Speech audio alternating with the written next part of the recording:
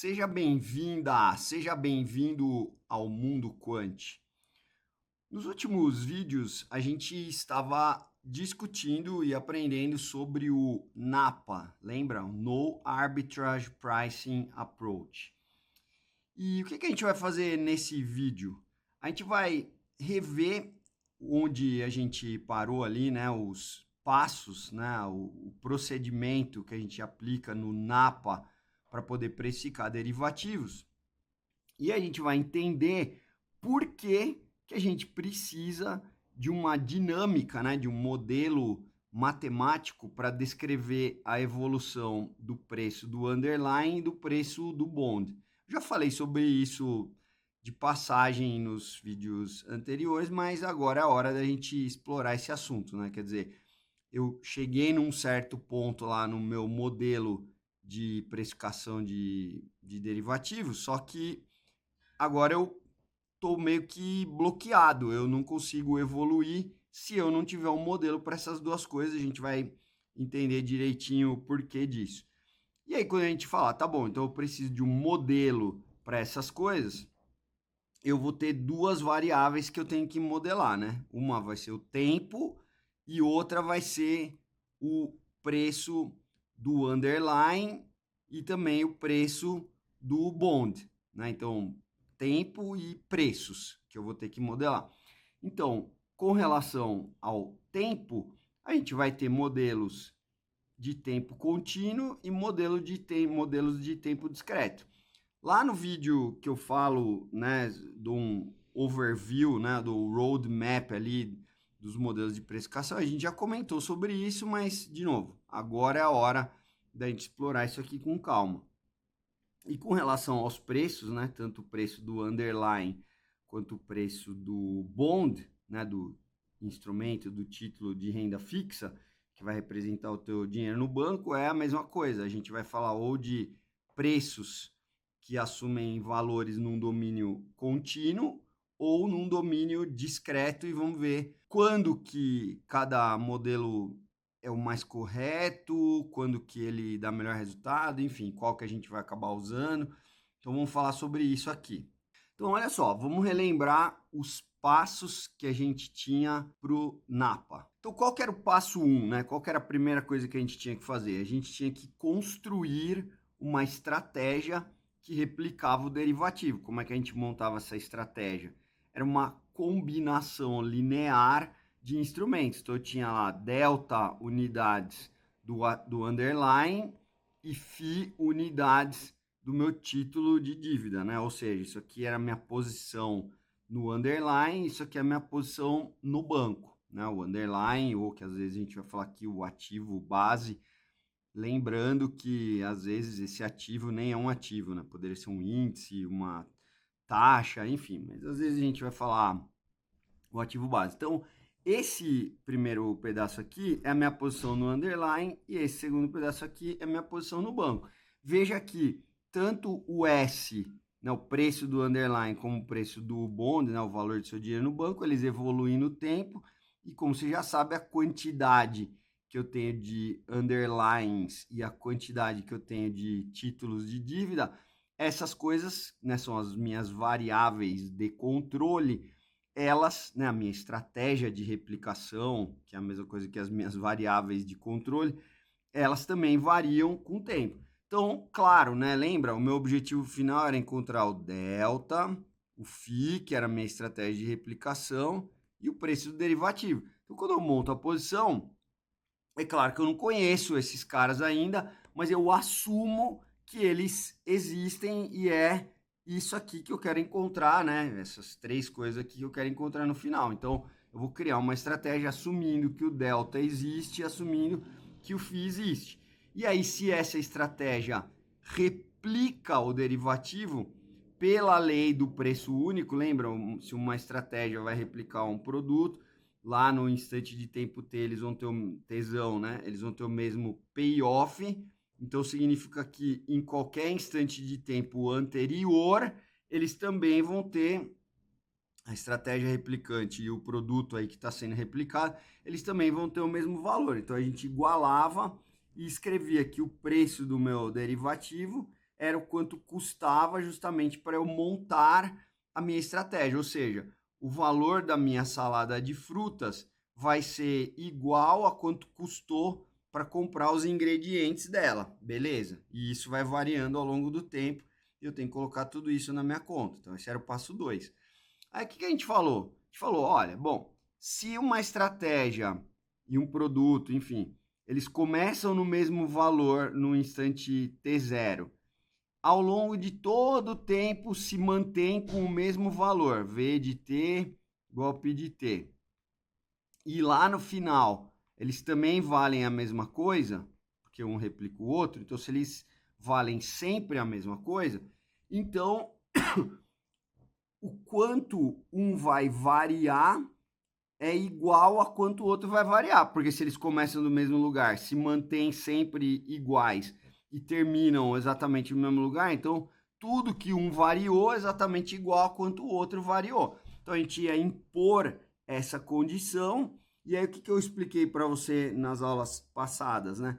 Que tá, então a gente vai calcular, por um lado, como que varia o valor do derivativo se o tempo passa do tempo para um tempo mais alguma coisa, né? Então, se o tempo evolui um pouquinho, e se o preço do meu underline também muda de S de T para S de T mais delta T, ou de S de T para S de T mais delta S de T, certo? Então, o preço do meu underline vai passar do que era para um novo preço, que é o S de T mais delta T, e que esse S de T mais delta T, obviamente, é o S de T mais um delta S de T. Legal? Então, eu quero saber o que vai acontecer com o valor da minha função, que obviamente representa o preço do meu derivativo ao longo do tempo aí, essa função V de T, né? Ela vai representar o preço do derivativo. Então, eu quero saber como que o preço do derivativo vai variar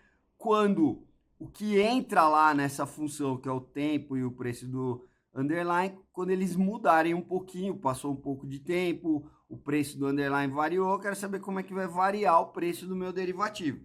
E aí a gente falou que a gente tem aqui que aprender Ito, né? Tem que aprender lá, se você já sabe, enfim, o teorema de expansão em série de Taylor. Depois a gente tem que aprender isso aplicado para o caso em que essas variáveis que estão aqui dentro têm comportamento probabilístico, né, ao longo do tempo. Que a gente falou do lema de Ito, né, que é uma coisa lá do cálculo estocástico. A gente tem que aprender isso. E também num outro slide lá, ou no mesmo slide, enfim, eu fui te mostrando que eu pegando o valor da minha estratégia replicante no instante T e num próximo instante e vendo quanto ela variava para poder jogar aqui, né, e igualar, a gente conseguiu, deixa eu apagar isso aqui, ó. A gente conseguiu escrever que a estratégia ela ganha, quanto que era a variação do valor de mercado dessa estratégia? Ela ganhava ou perdia dinheiro? Primeiro com essa parte aqui, e o que era isso aqui? Simplesmente isso aqui era o que eu chamei de P&L, que é o quê? É a quantidade... Bom, primeiro lugar, vai, o jeito mais simples. Lembra das bolinhas lá? Eu falava, é quanto dinheiro eu tenho aqui, aí no outro instante, é quanto dinheiro eu tenho aqui. Acabei de sair do rebalanceamento, venho para cá, quanto dinheiro eu tenho aqui. Então, o valor que eu tenho da minha quantidade de underlines. Então, lembra, aqui é o T, aqui é o T mais delta T mais, que a gente combinou que quando era o mais a gente não falava nada. E aqui era o T mais delta T menos, que era imediatamente antes ao rebalanceamento, e esse cara aqui é o imediatamente após o rebalanceamento. Então, o que é a variação do valor da minha estratégia? Vai ser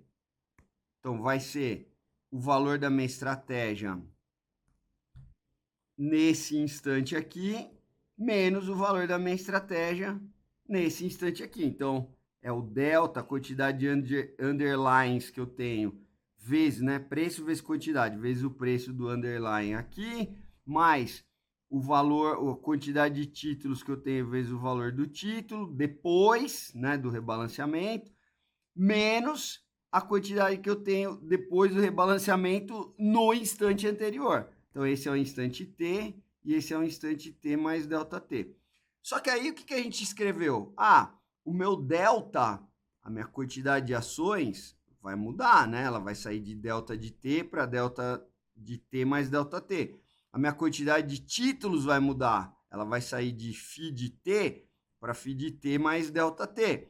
Os meus preços, tudo vai mudar. Então, a gente pegou essa quantidade aqui e essa quantidade aqui, o φ e o delta, e colocou a variação que eu ia ter no delta e a variação que eu ia ter no φ. Então, quando eu fiz isso, eu escrevi a mesma equação, certo? Eu peguei essa equação que estava aqui, que era o valor aqui da estratégia menos o valor aqui, né?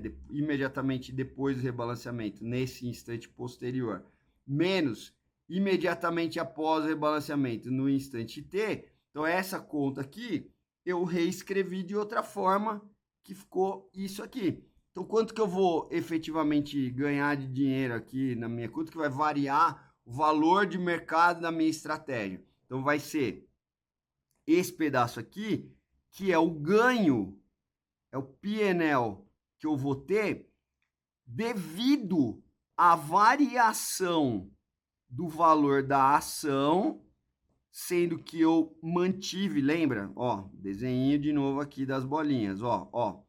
Aqui é o instante T, aqui é imediatamente após o rebalanceamento, esse aqui é o instante T mais delta T, esse aqui é o T mais delta T menos, e esse aqui é o T mais delta T mais, que a gente combinou que quando é o mais a gente não vai escrever nada, não vai colocar o maisinho só para não carregar a anotação. Mas qual que é o ponto aqui, ó?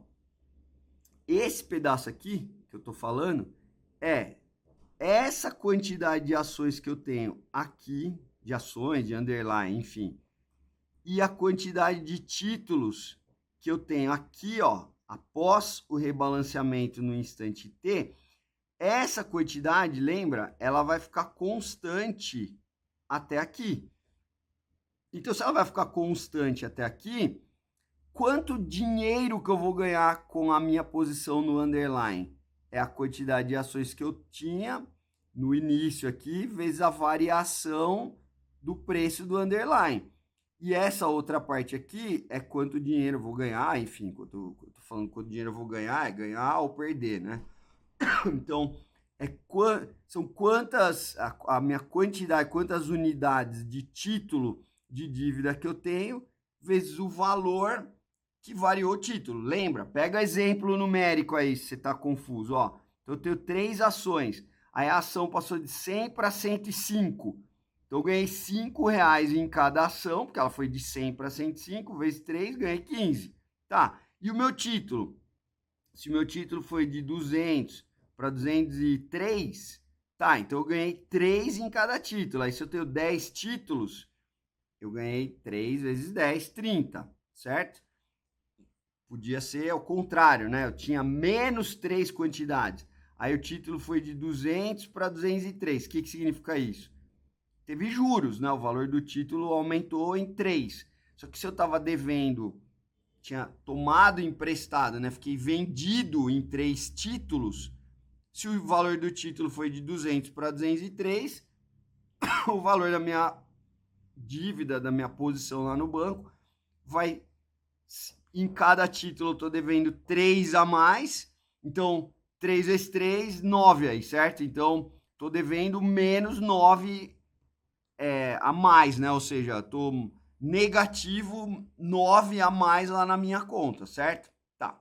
Então, essa parte aqui é o P&L que eu vou ter devido à variação do preço do underlying e a variação do título de dívida que você tem no banco comprado lá ou vendido. Então, esse é o ganho que você teve com a variação de preço dos 2 caras que estão dentro da sua carteira, o underlying e o bond. E o que é esse outro pedaço aqui? Esse outro pedaço, a gente viu que ele representava as entradas de dinheiro naquele instante que quando você chegou aqui no T mais delta T menos, e aí nesse instante você vai sair daqui no T mais delta T mais.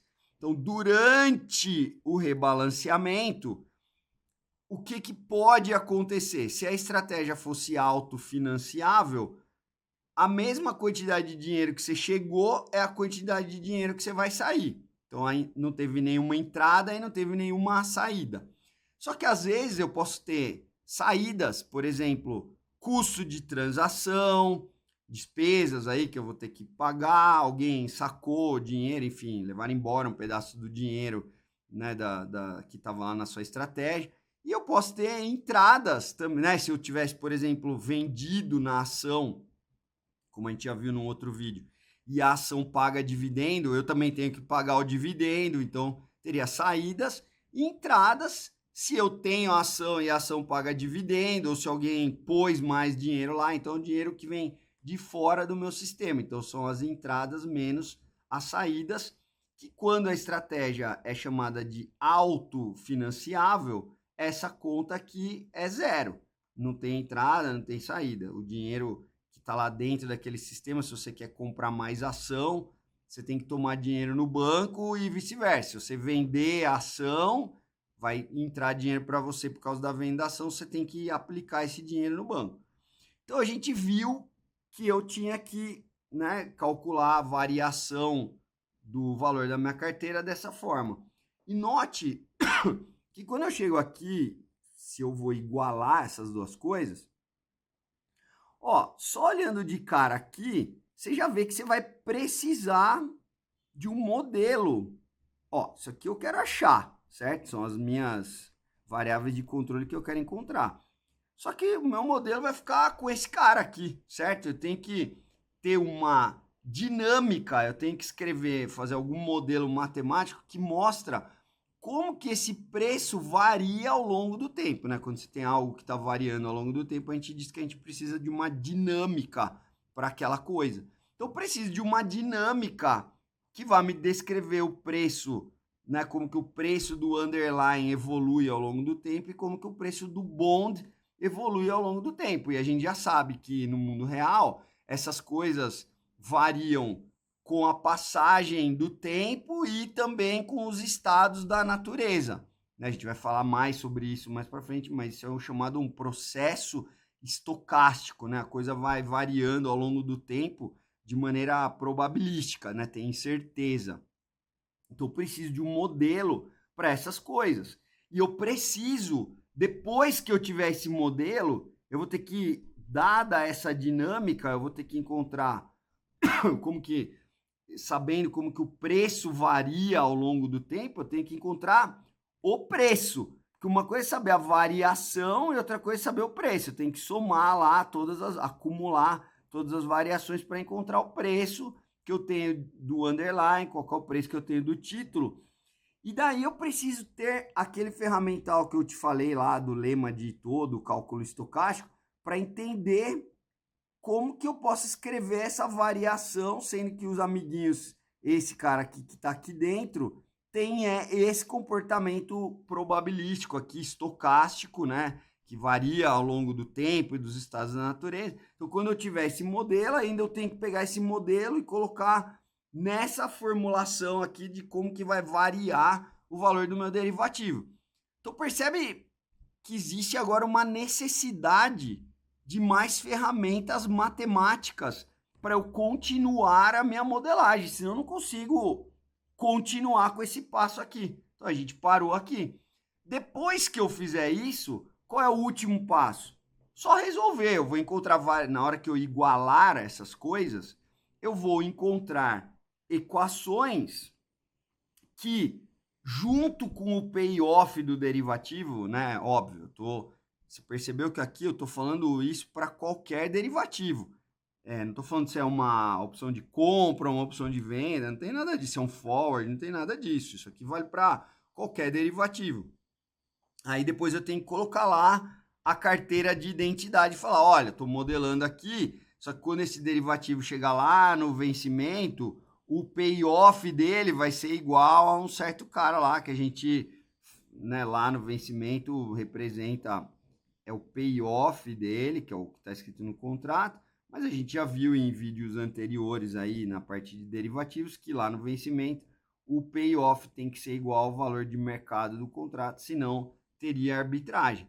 Então eu vou ter aqui o que a gente chama uma condição de contorno, né? Eu sei o que está acontecendo lá no final. E aí eu vou lá e, né? Então esse payoff derivativo vai ser uma condição de contorno.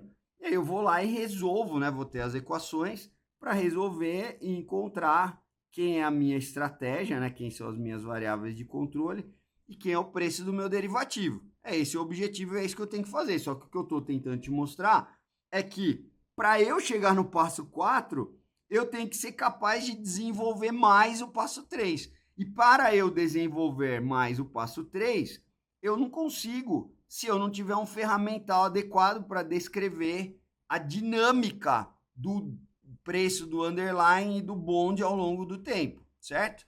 Então a gente precisa de um modelo matemático para esses dois caras. Quais são os modelos que a gente vai explorar aqui no nosso curso?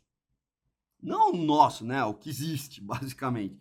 Você tem os modelos em tempo contínuo do tempo, né? Então você tem o modelo em tempo contínuo e o modelo em tempo discreto. Então a gente já falou isso, quando o modelo for em tempo discreto vai ser uma árvore, quando o modelo for contínuo a gente vai trabalhar com equações diferenciais. Então isso tanto vale para o tempo como vale para os preços, né? Os estados que eu tenho que vão se refletir nos preços do underlying, né, da ação, enfim, da commodity, da moeda, do underlying, e os preços do bond, né, do título de dívida, que pode ser também discreto ou contínuo. Então, a gente já falou disso, né? Tempo contínuo, vamos usar lá as equações diferenciais. Tempo discreto, vamos usar uma árvore, pode ser binomial, trinomial, o que for. Tá.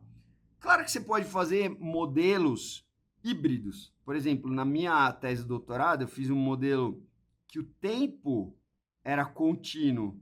Só que quando eu pulava daqui para cá, chegava aqui, eu podia ter qualquer valor no preço. Aí o tempo. Desculpa, volta. Acho que eu me expressei errado aqui.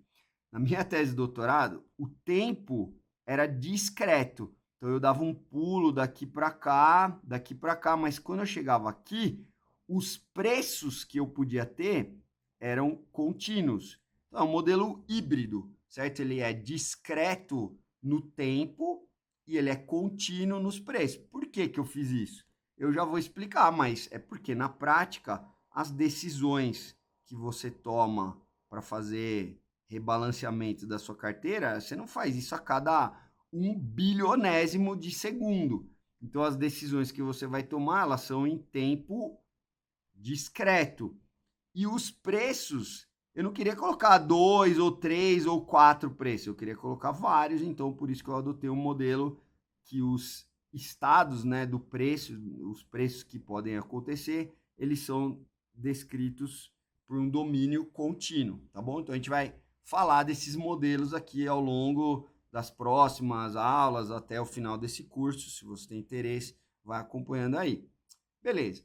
Então vamos fazer uma pergunta. Ô Mayali, tá, eu tô entendendo, eu posso escolher tempo discreto ou contínuo para fazer meu modelo, posso escolher os preços discreto ou contínuo, mas qual que é o certo, né? O que é o mais próximo da realidade? Então vamos ver a realidade. Então vamos falar do tempo no mundo real. É contínuo ou discreto? Então o tempo no mundo real é uma variável contínua. O tempo evolui continuamente.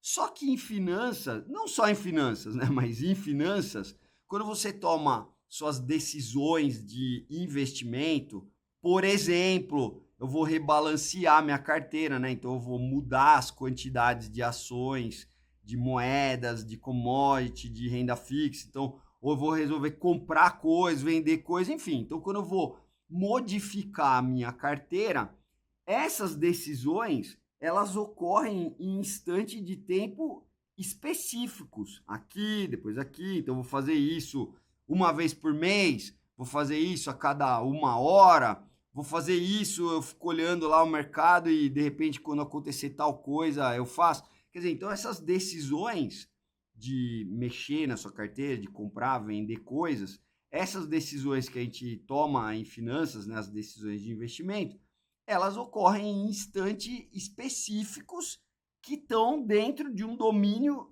discreto. Tenho alguns caras, não é todo instante que eu estou fazendo isso, certo? Então, eu tenho um domínio. Então, no mundo real, embora o tempo seja uma variável contínua, se eu quero modelar o processo de tomada de decisão de investimento, numa estratégia de investimento, né, num investimento que você vai fazer lá num portfólio que você está gerindo, essas decisões, embora o tempo no mundo real seja contínuo, as decisões são tomadas em tempo discreto, beleza? Então, se eu quiser ficar mais próximo da realidade, o mais certo seria usar um domínio discreto com os pontos de tomada de decisão são os pontos que tem no meu modelo, no domínio do tempo, certo? Então, o correto seria o tempo modelar o tempo como uma variável que pertence a um domínio discreto, tá bom?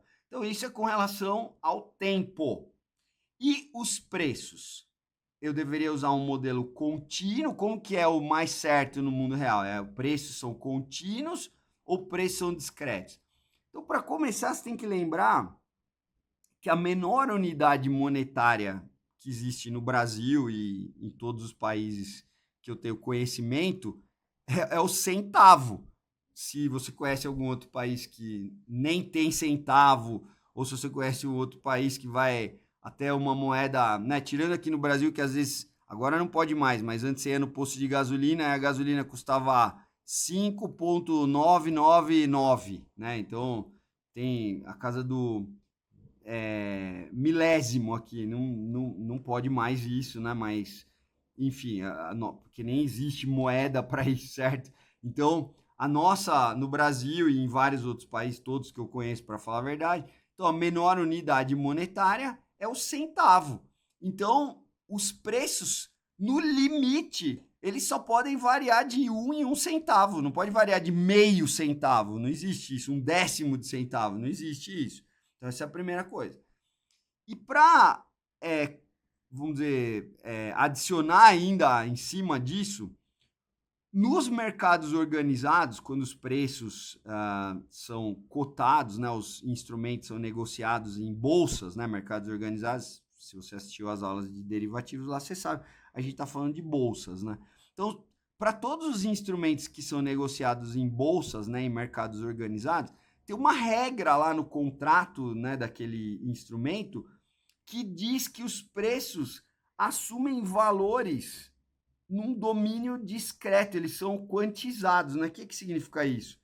Eles podem assumir apenas valores compatíveis com os chamados tiques de mercado. Então, por exemplo, se você olha lá, olha, o dólar futuro só vai variar de tanto em tanto, o preço do índice só vai da bolsa só vai variar de tanto em tanto, o preço sei lá, do açúcar, do suco de laranja, de uma commodity, ou o preço de uma ação da Vale, da Petro, enfim. Cada instrumento tem um contrato lá que rege as regras para a negociação daquele contrato, e a mínima variação que eu posso ter, ou para cima ou para baixo do preço, a mínima variação que eu posso ter, se chama tique de mercado. Então, pior do que dizer que a menor unidade monetária que a gente tem é o centavo, é dizer que nos mercados organizados, aquelas coisas só variam de acordo com o tique. Então, não adianta você querer que, se a Petrobras chuta aí, ela vale 100, vamos dizer que se o tique fosse 50 centavos, então o máximo que eu vou poder ter de granularidade é que o negócio foi para 100,5 ou foi para 99,5. Ah, mas eu gostaria de ter 99,7. 99,75, tá? Eu também gostaria, mas não tem, esquece, é impossível porque a bolsa não permite isso. Então, esse tique é determinado pelo mercado organizado, pela própria bolsa onde aquilo é negociado, tá? Então, esse é o segundo ponto. Então, você está entendendo que o tempo no mundo real é contínuo, mas as decisões são tomadas em tempo discreto. Agora, os preços nem contínuos nunca foram. Eles, no pior caso, se pudesse negociar como quisesse, é o centavo, mas ainda para ficar mais restritivo, as bolsas definem o tique de mercado. Então, por exemplo, você não vai ter, né? Então, como eu já falei, é a mínima variação que eu posso ter entre duas cotações. Então, por exemplo, você não vai poder ter uma ação que o preço dela vale raiz de 150. Esquece, raiz de 5. Não tem esse preço. Não vai acontecer esse preço. Tá. Então, na prática, se eu quisesse ficar mais próximo do mundo real, então modelar os preços como pertencendo, né, uma variável que pertence a um domínio discreto, isso deveria ser o mais correto. Então você fala, pô, beleza, eu entendi. Então o mais correto é tempo num domínio discreto e preços num domínio discreto. Esse é o mais correto para ficar mais próximo da realidade. Então, ó, nesse modelo, isso você já sabe. Quando nós formos modelar a dinâmica do preço do underlying e do bond, a gente vai trabalhar com dois modelos, como a gente já viu. Então, tem os modelos discretos que a gente vai usar, em geral, poderia ser árvore, e eu falei que nós vamos aqui focar nas árvores binomiais, mas então, em tempo discreto, com preços discretos, você vai usar árvores, você já sabe disso, pode ser árvore binomial, trinomial, o que for. Nós vamos focar nas árvores binomiais multiperíodo. Eu vou explicar para você o porquê que nós vamos focar nas árvores binomiais quando a gente chegar lá, mas o fato é, em tempo discreto, com preços discretos, a gente vai usar árvores, e quando se eu quiser fazer modelos em tempo contínuo, com preços contínuos, que você já viu que as decisões nem são em tempo contínuo, e você já viu que os preços nem são também contínuos. Mas se a gente quiser usar modelos em tempo contínuo, aí a gente, em vez de usar árvores, a gente vai usar equações diferenciais, e como as minhas variáveis têm comportamento probabilístico, a gente vai precisar de equações diferenciais e equações diferenciais estocásticas quando quiser modelar esses elementos que têm comportamento probabilístico. Beleza. Aí você vai falar, tá, Mayali, mas eu já ouvi você mesmo dizendo que o melhor é a gente usar os modelos contínuos em tempo, né, o chamado Continuous Time Finance. Você vai falar, eu já ouvi você mesmo falando isso, né, que esses modelos, e eu já ouvi você falando que os modelos em tempo discreto, as árvores, na prática ninguém usa, elas só são boas por um propósito educacional, né, de você compreender melhor como que aquele negócio funciona num ambiente matematicamente mais simples, mas você já ouviu falando que o melhor é usar os modelos em tempo contínuo. Aí você fala, então peraí, tem alguma coisa que eu não estou entendendo. Você já não explicou que, na prática, o tempo é discreto para tomada de decisão e os preços, por causa dos tiques e tudo mais, também são discretos. Então, por que que os melhores modelos são modelos em tempo contínuo, com preços contínuos? Então, vamos lá. Por que que eu devo fazer isso? Então, é o seguinte, quando você vai criar um modelo, pode parecer que quando você está trabalhando numa árvore, e você fala, poxa, é assim, e matematicamente é mais fácil, então é o mundo ideal, certo? Porque eu vou estar mais próximo do que é a realidade e a matemática é mais simples, né? Colocar as coisas numa árvore, né? Trabalhar com uma árvore em vez de trabalhar com equações diferenciais estocásticas. É claro que trabalhar com uma árvore é mais simples. E se é mais perto da realidade, poxa, então é isso que é o melhor dos mundos. Só que o problema é que quando você vai fazer um modelo e ele começa a ter muitos instantes de tempo, né? Lembra? Você não vai querer colocar uma ação que varia de hoje a daqui uma semana e falar que tem dois preços possíveis. Não é razoável isso. Tudo bem, não pode ter qualquer preço entre elas, não pode ter raiz de 20, não vai ter isso. Mas como as variações, os tiques que eu tenho, em geral, são muito pequenos, eu consigo ter muitos preços aqui, ó. Só para você ter uma ideia, um modelo que a gente trabalha, né? No meu trabalho é um modelo que eu pesquiso, trabalho, que a gente está montando uma estratégia de investimento sobre esse modelo, né? Ele leva em conta arbitragem de preços de opções, né? Um dia eu faço uma aula falando sobre isso, mas o ponto aqui é o seguinte: se você pegar o S&P, o índice Standard & Poor's S&P 500, né, 500, com as 500 maiores ações lá da Bolsa dos Estados Unidos, e você pegar as calls e as puts, né, as opções de compra e de venda que eu tenho no índice, só vamos pegar aquelas que vencem dentro dos próximos 3 meses, para não ir longe, tem que vence mais, mas pega só as calls e as puts sobre S&P que vencem de hoje até os próximos 3 meses. Eu tenho strikes de calls e puts que variam de 5 em 5 dólares.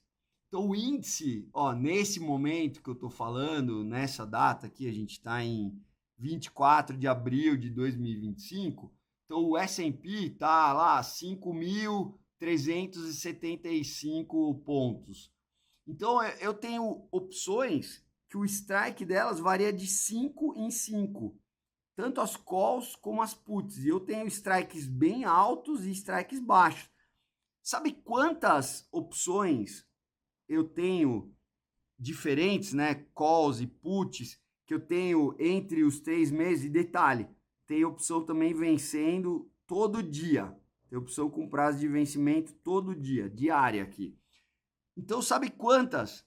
Tem mais ou menos umas 5.000 opções. Então, assim, por mais que o preço, né, ele seja quantizado, eu não vou poder negociar, não vou poder ter um strike que é um valor quebrado, eles variam de 5 em 5, só que mesmo assim eu tenho muitas. Então, o que acontece? A hora que se você fosse montar uma árvore para cobrir todos esses estados, todos esses preços possíveis, você ficaria louco. Você não vai conseguir fazer isso. Você teria que fazer uma árvore gigante e a hora que você fosse calcular isso num computador, é lógico que você não vai calcular na mão, esse negócio demoraria muito tempo para calcular. E fora isso, o teu modelo, em vez de você usar o que a gente quer usar em matemática de tempo contínuo, que são derivadas, integrais, as equações diferenciais, que elas podem ser mais difíceis para quem não conhece a teoria, obviamente.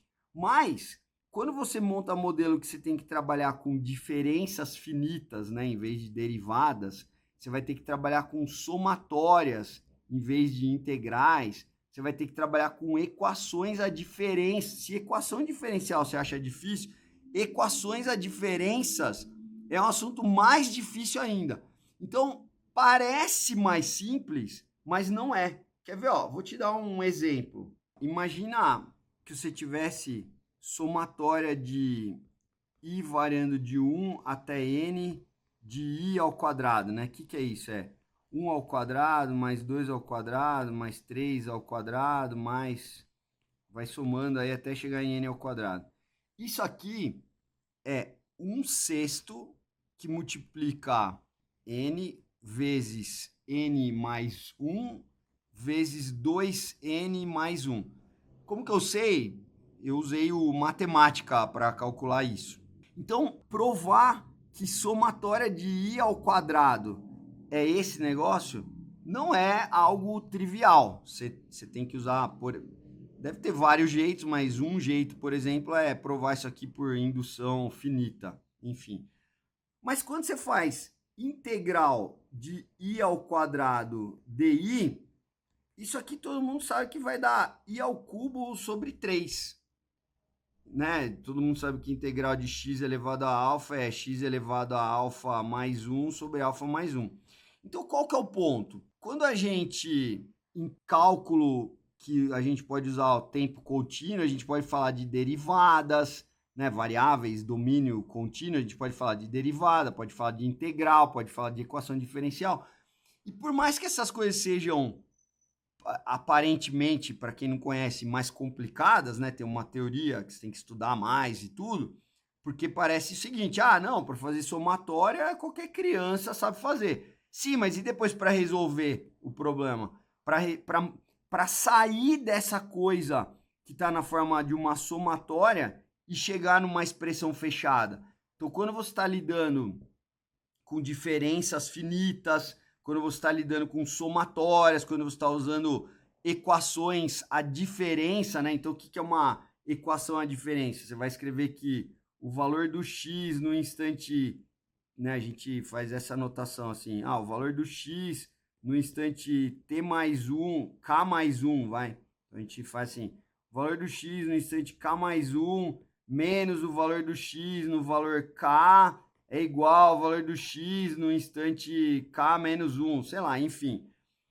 Esse negócio é uma equação, chamada uma equação à diferença. Quando você vai escrever uma equação diferencial, você vai escrever dx, dt igual a não sei o quê.